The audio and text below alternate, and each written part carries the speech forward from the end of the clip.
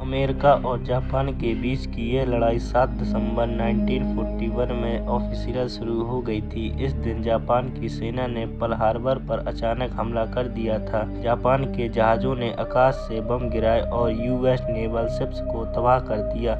In Japanese pilots का plan था कि वह अमेरिका के पैसिफिक फ्लीट के शिप्स को पूरी तरह से खत्म कर दें, ताकि अमेरिका चाहकर भी युद्ध में हिस्सा न ले सके। अमेरिका को जंग से बाहर निकालने का एक ही तरीका था, उनके एयरक्राफ्ट कैरियर को खत्म करना। लेकिन किस्मत से जब जापान के फोर्सेस ने पर्ल हार्बर पर हमला किया, तब बहुत से एयरक्राफ्ट कैरियर उस बेस पर नहीं थे, पैसिफिक ओशियन में किसी दूसरे असाइनमेंट पर गए हुए थे। इस असाइनमेंट में यूएसए के 3 main aircraft carrier Pacific ocean में गए थे, जो कि जापानीज का सबसे जरूरी टारगेट था। अचानक हुए इस हमले में करीब 2400 अमेरिकन सिपाहियों ने अपनी जान गंवा दी। इस हमले के बाद अमेरिका की आम जनता भड़क उठी। वह चाहते थे कि अमेरिका इस हमले का जोर शोर से बदला ले। मैं आपको बता दूं कि इस एक घटना की वजह से ही अगले 3.5 सालों में वह सारी चीजें होने वाली हैं जिनसे लाखों लोगों की जान चली जाएगी। और इन सभी चीजों की शुरुआत जापान ने अमेरिका पर हमला करके की थी। अब अमेरिका को भी पैसिफिक में जापान के साथ युद्ध की घोषणा करनी पड़ी। यह तब का समय था जब 50 से भी ज्यादा देश एक दूसरे के साथ युद्ध कर रहे थे।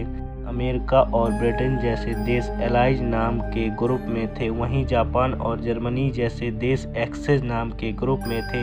इन दोनों ही आर्मी का मकसद था कि वह ज़्यादा से ज़्यादा पैसिफिक ओशियन के पानी को कंट्रोल करे। अमेरिका की सेना एक आइलैंड से दूसरे आइलैंड पर कब्जा कर रही थी। वहीं रास्ते में वह एक ऐसे आइलैंड को अपना आर्मी बेस बनाना चाहते थे जो जापान से बहुत करीब हों और जहां से अमेरिका के प्लेन टेक ऑफ करके सीधा जापान की सरजमी पर हमला कर सके। जापान अच्छे से जानता था कि अमेरिका आर्मी के मामले में एक सुपर पावर है। वह लोग बिना सोचे समझे अमेरिका पर हमला नहीं कर सकते थे। उन्हें अपने देश की रक्षा भी करनी थी और अमेरिका को ज़्यादा से ज़्यादा नुकसान भी पहुंचाना था। जापान ने सोचा कि अगर वह बच कर यूएस की फोर्सेस को नुकसान पहुंचाएंगे तो तंग आकर अमेरिका को अपने घर जाना पड़ जाएगा। इन दोनों देशों के युद्ध में जनहानि का बहुत नुकसान हुआ। पैसिफिक और ईस्ट एशिया के आइलैंड पर जो आम लोग रहते थे, वह इन दोनों देशों के युद्ध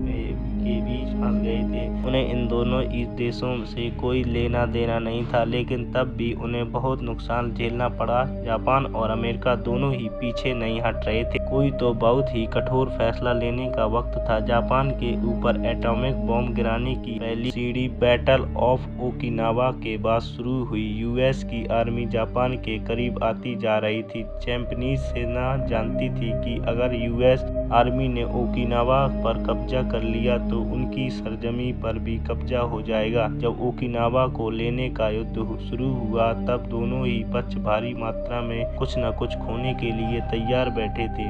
अमेरिका ने इस मिशन का नाम ऑपरेशन आइसबर्ग रखा। 1 अप्रैल 1945 को अमेरिका ने ऑफिशियली पानी से निकलकर ओकिनावा आइलैंड पर हमला करना शुरू कर दिया। बहुत सारे जहाज में सैनिकों को डाला गया और आइलैंड के बीच पर लाकर छोड़ा गया। बीच पर कदम रखते ही यूएस आर्मी ने जापान की आर्मी पर हमला कर दिया। जापानीज आर्मी ने पहले से ही ऊंचाई पर अपने बेस बना लिए थे। वहां से वो यूएस आर्मी पर गोलियां बरसाने लगे।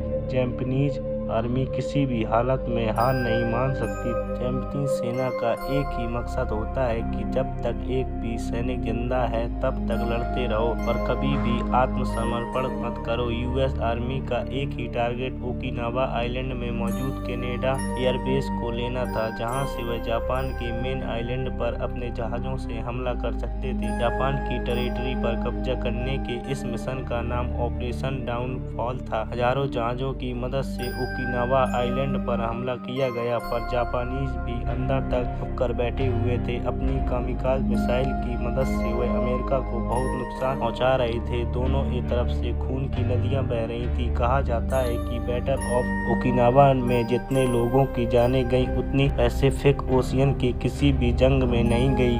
करीब 1,60,000 सेना के जवान इस लड़ाई में मारे गए थे। यूनाइटेड स्टेट ऑफ अमेरिका ने 50,000 लोगों को खो दिया था, वहीं जापान ने 80,000 जानें खो दी थी। सबसे दुखद बात तो यह है कि बहुत सी ऐसी जानें गई थी जो मिलिट्री की थी ही नहीं। ओकिनावा आइलैंड पर रहने वाले लोकल लोग पूरी तरह से फंस गए, अपनी जान गंवा बैठे। बहुत से लोगों को जापानीज आर्मी ने अपने दुश्मन से लड़ने पर मजबूर किया था। वहीं बहुत से लोग तो ऐसे भी थे जो अपने घर में सुरक्षित बैठे हुए थे, लेकिन हवा में एक बम गिराकर उन्हें मार दिया गया। कई महीनों तक चली इस लड़ाई के बाद फाइनली अमेरिका उस एयरबेस पर कब्जा करने में सफल हो गया, लेकिन इस जीत के बाद भी उनकी परेशानी खत्म नहीं हुई थी। जापानीज सेना की छोटी छोटी टुकड़ी आइसलैंड पर हर जगह पर फैली हुई थी। वे लोग बिना डरे कभी भी अमेरिकन सिपाहियों पर हमला कर देते थे। वे लोग जंगलों में छुपने में माहिर थे।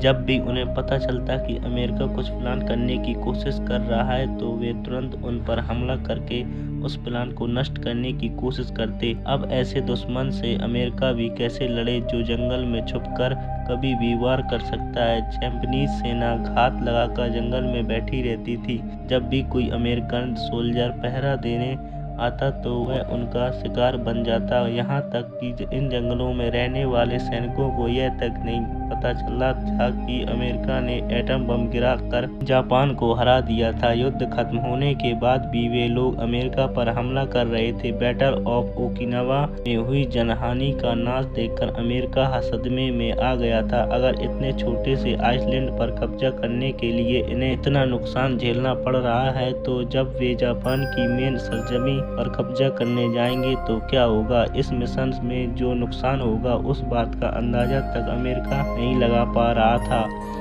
और सिर्फ इतना ही नहीं, अगर अमेरिका किसी भी तरह से जापान पर कब्जा करने में सफल भी हो जाता है तब भी उन्हें सालों का समय लग जाएगा। वहां पर शांति बनाने में जापानीज किसी भी हालत में अपनी जमीन को उनके हवाले नहीं करेंगे। अमेरिका को कोई और रास्ता ढूंढना था जिससे जापान अपने आप आत्मसमर्पण कर ले। जब पैसिफिक ओशियन में बैटल ऑफ ओकिनावा चल रही थी तभी यूएस के प्रेसिडेंट फ्रैंकलिन रूजवेल्ट की जान चली गई। इसके बाद हैरी ट्रूमैन ने अमेरिका के अगले राष्ट्रपति की शपथ ली। ट्रूमैन पैसिफिक में चल रहे वार को लेकर कठोर, अगर सरेंडर नहीं किया गया तो जापान को पूरी तरह से नष्ट कर दिया जाएगा। जापानीज लीडर्स ने इस प्रस्ताव को खारिज कर दिया। उन्हें कोई आइडिया नहीं था कि एटॉमिक बम जैसी कोई चीज अमेरिका के पास है। यही एक सबसे बड़ी प्रॉब्लम है जो आज सामने आती है। बहुत से लोग कहते हैं कि जिसको पता ही नहीं था कि एटम में कोई भी जवाब नहीं मिला तो अमेरिका ने एक और एटम बम नागासाकी पर गिराने का फैसला किया। 9 अगस्त 1945 को एक दूसरे एटॉमिक बम को, जिसका नाम फैटमैन था, उसे एक प्लेन में डालकर ले जाया गया और नागासाकी पर गिरा दिया गया, जिसके गिरने की वजह से 40,000 लोग एक ही बार में खत्म हो गए। केवल एक हफ्ते के अंदर हिरोशिमा और नागासाकी दुनिया के नक्शे से गायब कर दिए गए। जापानीज अब आत्मसमर्पण के लिए तैयार होते हैं और 2 सितंबर 1945 को जापान ने ऑफिशियली अपना सरेंडर साइन कर दिया। अब इस घटना के बाद दुनिया में सबसे बड़ा सवाल पैदा हुआ है कि क्या अमेरिका का एटम बम का इस्तेमाल करना सही था या नहीं। प्लीज कमेंट में इसका जवाब दें।